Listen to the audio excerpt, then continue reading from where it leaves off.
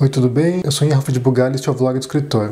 Os diálogos são o verdadeiro calcanhar de Aquiles dos escritores. Às vezes você vê o escritor mais competente, que escreve narrações incríveis, chegar na hora do diálogo e descambar total, pois não é nada fácil criar diálogos que pareçam ser autênticos e ao mesmo tempo não sejam uma reprodução literal da fala. Idealmente, um diálogo ele tem de avançar a trama, de fazer com que a trama avance, criar tensão, parecer natural e ser individual para cada personagem.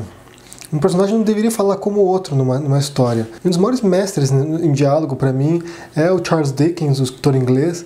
Quando você lê os livros dele, os romances deles, que às vezes tem dezenas de personagens, é incrível como ele consegue dar personalidade para cada um deles soa diferente, tem um vocabulário diferente, tem uma maneira de se expressar que é muito singular e você não confunde um com o outro. Mas isso é extremamente difícil, a maior parte dos escritores não consegue atingir esse grau de domínio do diálogo. Portanto, nessa atividade de hoje a gente vai explorar esse aspecto da narrativa. Basicamente, há três tipos de diálogos mais comuns. Um deles é o discurso direto, que é quando o autor utiliza quebras para indicar um diálogo, por exemplo, travessão, ou aspas, ou simplesmente quebra de parágrafo em alguns autores mais contemporâneos, para indicar que um personagem está falando, que acabou a fala dele e começar outra. É como no exemplo a seguir: eu preciso te encontrar amanhã urgentemente. Por quê? Só posso falar isso cara a cara. Então venha para cá agora. Bem, esse é um diálogo, só para exemplificar realmente, é um diálogo curto, são dois personagens, não temos nenhuma identificação de quem é quem aí, mas há uma tensão, há algo para ser contado e que só pode, nesse diálogo, pode ser acho que via telefone provavelmente, né? Não está definido, e é um tipo de diálogo que serve para mover a história adiante. Para inserir uma nova cena, alguma coisa assim. Você viu que nesse caso eu não usei nenhum verbo de chandy, que são os verbos que servem para indicar mesmo o diálogo, para indicar a fala, por exemplo. Eu não consigo me esquecer de você, disse Pedro.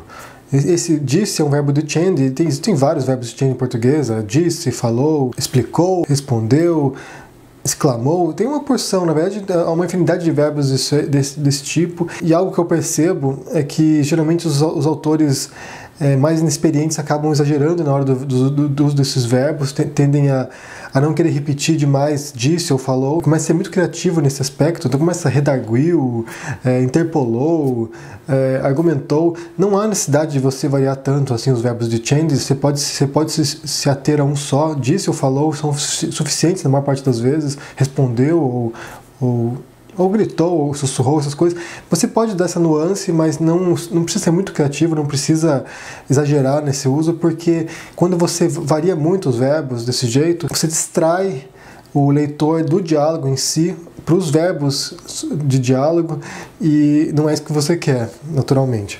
Então esse foi o discurso direto. Depois há duas formas de discurso indireto. Um deles é o discurso indireto simples, né? Ao invés de você pôr na boca dos personagens a fala, o narrador fala pelo personagem. Então, naquele diálogo anterior, ao telefone, ele disse que precisava encontrá-lo urgentemente. Isso é muito útil quando você não está descrevendo um diálogo muito relevante para a trama, quando é um diálogo sem peso na narrativa, então você pode simplesmente mencionar na própria narração isso. Você ganha um pouco de tempo, né? Porque o diálogo ele vai quebrando, ele vai ocupando mais espaço. E era uma estratégia dos escritores de folhetim antigamente, que era escrever muito diálogo direto, muito discurso direto, porque assim eles ganhavam mais páginas no livro. E você não precisa exagerar, você pode simplesmente, quando for um diálogo que não tem muito peso, você põe num discurso indireto. E depois o outro caso, que é o discurso indireto livre, que nesse caso é quando o narrador começa a misturar os dois tipos de discurso, tanto direto quanto indireto, mas sem indicar que o diálogo novo está começando. Então, no caso seria, por exemplo, desesperado, ele ligou para o colega: preciso falar com você urgentemente, mas não houve resposta. Então essa quebra no meio ali, que é um ponto, não tem travessão, não tem aspas, não tem nada, mas é um diálogo correndo ali no meio, uma fala correndo ali no meio. Então isso aí, ele acaba misturando um pouco narração com diálogo e às vezes até o narrador inclui falas que não são falas de fato, que são próprias reflexões do narrador. É muito mais diversificado, é muito mais livre, é mais moderno também. Há muitos grandes escritores que acabam optando pelo discurso indireto livre. Um deles é o Saramago, que praticamente escreve o livro inteiro dele sem nenhuma indicação de diálogo, sem nenhuma quebra para o diálogo. Eu acho esse um uso bastante inteligente para escrever as falas. Algo que você tem que ter em mente, e isso é muito importante, é que um diálogo ele não deve reproduzir a fala normal das pessoas. Você não pode escrever um diálogo que reproduza certos cacoetes linguísticos que a gente tem, tipo, entendeu, sabe? A não ser que seja uma marca do personagem que você queira identificar, mas em geral você não vai escrever diálogos triviais que não acrescentam nada para a história e que é só para reproduzir como as pessoas falam. Vamos dar um exemplo rápido também aqui. Oi, tudo bem? Sim, tudo bem, e você? Eu tô ótimo, e a família? Ela tá bem. Esse tipo de diálogo não tem nenhuma serventia num livro, não adiciona nada. É claro que existem sempre exceções, é possível que um diálogo desse crie tensão numa história, às vezes são dois personagens que se odeiam e se encontram em alguma festa e eles tendem a socializar e não querem fazer isso, e daí tem um diálogo constrangedor no meio, mas via de regra esse tipo de diálogo, se não tem serventia para a história, não cria tensão, não há por que acrescentar ele num texto. O bom uso do diálogo, ele pode ser muito poderoso, tanto para caracterizar os personagens, quanto para criar drama na história, sabe? Bem, se for pensar o teatro, por exemplo, a dramaturgia, ela é só diálogos muitas vezes, então é um recurso muito potente para criar tensão. E até como recomendação para você aprender diálogos, escrever diálogos bem, ler peças de teatro, ou às vezes ler roteiro de cinema, porque há muitos grandes escritores de diálogos na dramaturgia. No cinema eu consigo pensar no Tarantino, que acho que para mim é um dos escritores de diálogos mais únicos no cinema atualmente. Ele tem diálogos ali que parecem que não está acontecendo nada, mas ao mesmo tempo vai criando uma tensão, até um ponto que as coisas saem do controle. Você pode ver até o último dele agora, que foi Os Oito Odiosos, que é um filme... Quase todos os filmes dele são baseados no diálogo, mas esse último são 8 pessoas dentro de um casebre, no meio do nada, eles só conversando, e as conversas vão escalando de uma maneira, com racismo, com misoginia, com violência. Então eu acho que, bem aplicado, o diálogo pode ser a ferramenta mais poderosa de um escritor. Pode ser o que vai te marcar como escritor, às vezes. E, em alguns casos, alguns experimentos, há escritores que fazem livros inteiros só com diálogos. 2 exemplos são O Beijo da Mulher-Aranha, do Manuel Puig, que é uma história que se passa dentro de uma cadeia, são 2 presos, um é preso político e o outro é um preso comum. E o livro é inteiro em diálogos. Ele tem, as únicas exceções são algumas notas de rodapé que vão falando de coisas teóricas em alguns casos, mas o livro inteiro só as conversas entre esses 2 presos. E tem um outro livro que eu não sei se tem tradução em português, talvez não tenha, que é de um escritor americano chamado George V. Higgins, que se chama The Friends of Ed Coyle, Os Amigos de Ed Coyle, né? Que é uma história de uns ladrões de banco que estão querendo cometer um crime, estão planejando um crime, e o livro também é basicamente só diálogos. Acho que tem uma descrição ou outra, mas é basicamente só diálogos, às vezes trechos imensos de falas dos personagens. Então, como você pode ver, não é preciso ser natural o diálogo pode soar artificial às vezes, mas ele tem que ser bem construído e passar a verossimilhança dentro da história.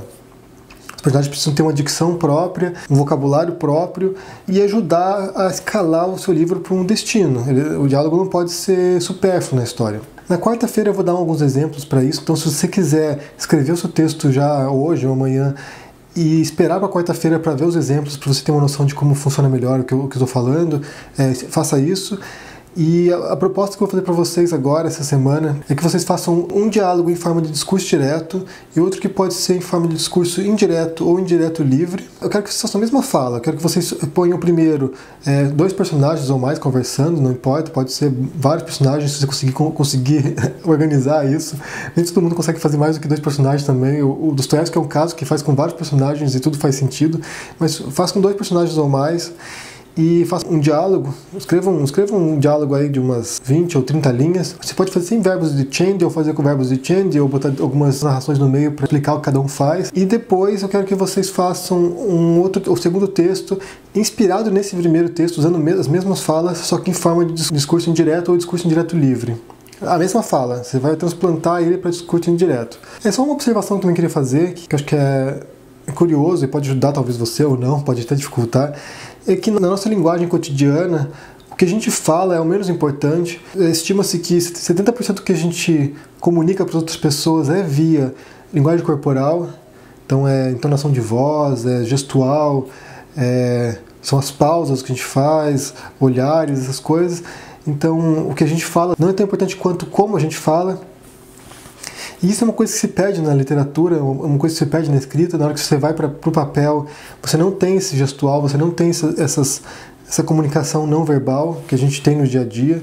Então, muitos escritores suprem essa carência com as descrições dos gestos, né? Então, ele gritou com o punho fechado, ou assegurou pelo braço, chacoalhando, aí disse tal coisa. Isso é uma maneira que você tem para poder expressar um pouco melhor o que cada personagem quer dizer com as palavras que eles dizem. Nem sempre é necessário, mas às vezes você vai precisar desses recursos acessórios para apoiar o diálogo e tornar ele mais vívido. Mas essa é escolha sua, essa é a maneira como você vai decidir fazer os diálogos. Na quarta-feira eu vou mostrar alguns exemplos. Então, repetindo, 2 textos, um discurso direto, outro indireto, com o mesmo conteúdo. Quero as mesmas falas, só que nesses 2 formatos. Então, quarta-feira os exemplos, sexta-feira a gente faz as críticas dos textos. Espero que você tenha gostado desse vídeo, dê um joinha se você gostou. Abraço e até mais.